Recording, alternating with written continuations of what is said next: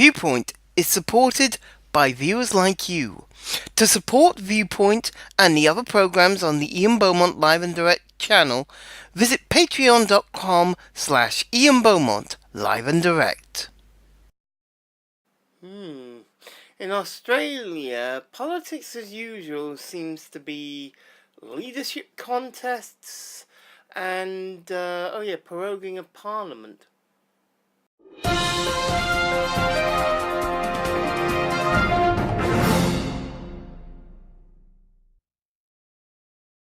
From Ian Beaumont Live and Direct, this is Viewpoint. Welcome along. Welcome to the program. Ian Beaumont here. Good to be with you once again. We're getting on to a different type of political chaos in terms of, Trump is like, on the scale of 0 to 10, Trump is the 10. This is about a 5. But we're talking politics in Australia. My teaser at the beginning may have been a little bit facetious and a little bit overstated, but there's more than a grain of truth to it still. I'll talk about that in a minute. But the situation is this. The current Prime Minister, whose name is Turnbull, he's been Prime Minister since 2015, but only actually got elected to the role in 2016, and I'll explain that in a bit. He's refusing to resign, even though he's been challenged, this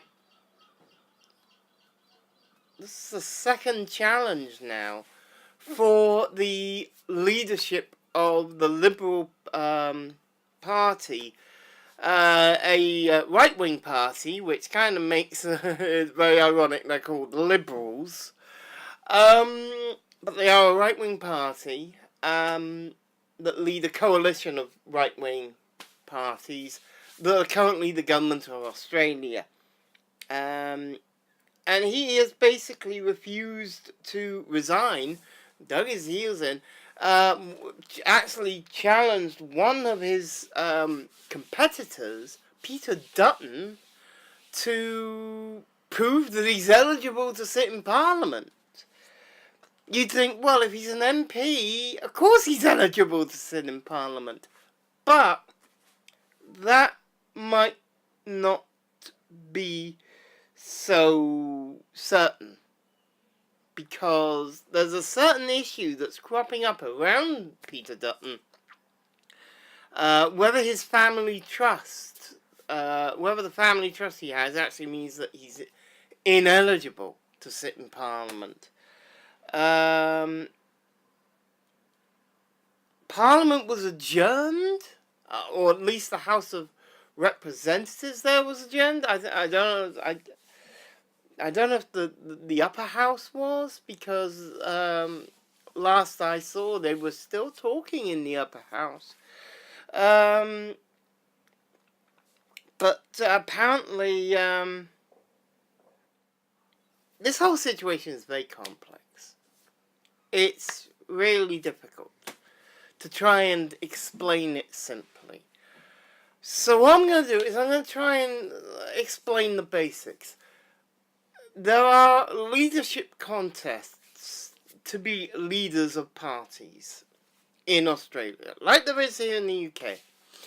And this has become very much standard for sitting prime ministers since 2007 to face one leadership challenge or another. If I look back at the list of prime ministers, John Howard was the last prime minister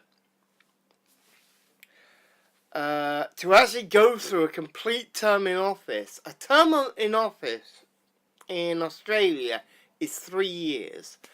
Elections are held every 3 years. 1998, 2001, 2004, 2007, 2010, 2013, 2016 were the last elections. So the next ones will be next year, 2019. And John Howard, who was a Liberal Prime Minister himself, was the last PM to actually go through a full term in office without falling to a challenger. He may have been challenged once, but I don't think that didn't succeed, and it's not like... except they don't call them leadership challenges. If you watch Australian television, you'll know they call it leadership spills. And spill seems to be the right word, because they seem to spill everything. You know, spill the beans, spill blood, spill milk, spill the whole damn lot. It's kind of crazy. But yes, John Howard was the last Prime Minister. Kevin Rudd was elected in 2007. Didn't serve a full term. 3 days before the election. Well, no, it might not have been 3. It might not have been 3 days, but certainly it was shortly before election time. And Julia Gillard knocked him off his perch. Challenged him, I think, at least twice for the leadership of the Labour Party, who were the party in power at that point. And became Prime Minister on the 24th of June 2010. Stayed around for about 3 years herself. Went through an election. But basically, she couldn't get through that term because Kevin Rudd challenged her back just literally months before the election, and boom. She was gone on the 27th of June 2013. An election took place in September 2013. The Liberals won then. Tony Abbott was the leader. And he didn't last 2 years before he was turfed out by the current Prime Minister, Michael Turnbull. He went through the election in 2016. It doesn't look like he's going to make next year's election, because he's going to be turfed out here. There are so many challenges right now. The main one I've mentioned, of course, is Peter Dutton. But we know of a couple of others. Foreign Minister Julie Bishop is one of those who we believe is going to be challenging. And there's one other as well, Scott Morrison, who's a treasurer. But if that requires 43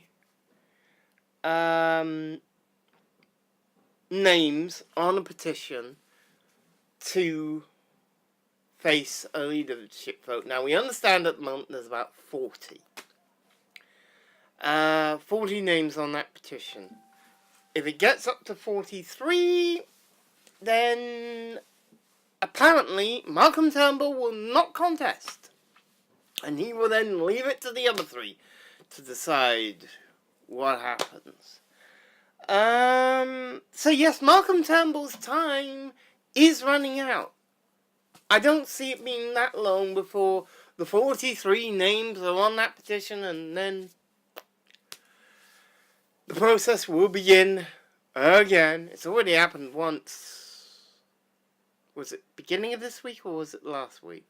It was the process does not take long. It's not like in this country where it's like weeks of thing. No, this all happens in like 24 hours or less. It's really quick. So yeah, that's kind of weird in itself. So yeah, Malcolm Turnbull's time is coming to an end. Who's going to replace him? We don't know. We will find out, I have no doubt. But in terms of the global scale of politics, political craziness, I think we have to play, as I said at the beginning, I think we have to place this firmly around 5 on the scale, because certainly it is nowhere near the current level of insanity that we get from Trump.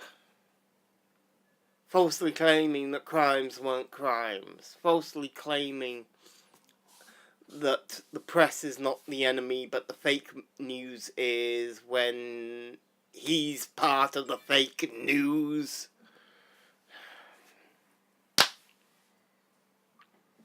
This is complete, next to what's happening in America, the Turnbull situation is positively easygoing.